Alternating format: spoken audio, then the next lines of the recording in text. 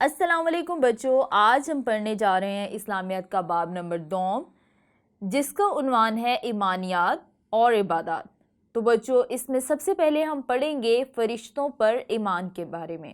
بچوں آپ کو پتہ ہے کہ فرشتے جو ہیں وہ اللہ تعالیٰ کی نورانی مخلوق ہیں، اور فرشتوں کو کھانے پینے سونے کی ضرورت نہیں ہوتی، اور یہ اللہ تعالیٰ کا ہر حکم مانتے ہیں، اور اللہ تعالیٰ نے ان کے ذمے جو کام لگا رکھے ہیں ان کو پوری ذمہ داری سے انجام بھی دیتے ہیں۔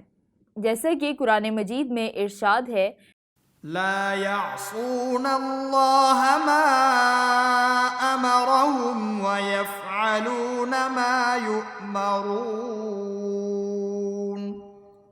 فرشتے کبھی اللہ کے حکم کی نافرمانی نہیں کرتے، اور جو حکم بھی انہیں دیا جاتا ہے اسے بجا لاتے ہیں۔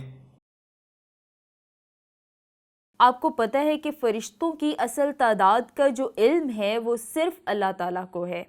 جس طرح اللہ تعالیٰ کی ذات، اس کے رسولوں، کتابوں اور آخرت کے دن پر ایمان رکھنا ضروری ہے، اسی طرح فرشتوں پر بھی ایمان رکھنا ضروری ہے۔ تو بچوں اب میں آپ کو بتاتی ہوں 4 مشہور فرشتوں کے نام اور ان کے کام۔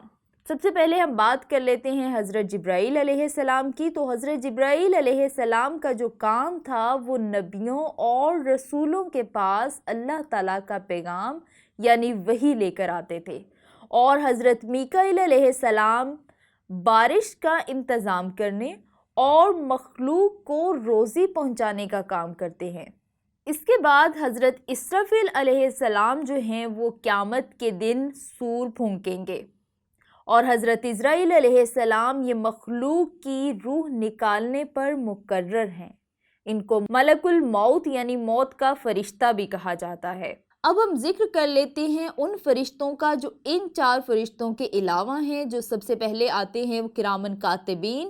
کرامن کاتبین کا مطلب ہے معزز لکھنے والے۔ یہ فرشتے انسان کے اعمال لکھتے ہیں۔ اس کے بعد ہے منکر نکیر۔ یہ وہ فرشتے ہیں جو انسان کے مرنے کے بعد قبر میں سوال کرتے ہیں، ان کو منکر نکیر کہا جاتا ہے۔ اور اس کے بعد ہے محافظ فرشتے۔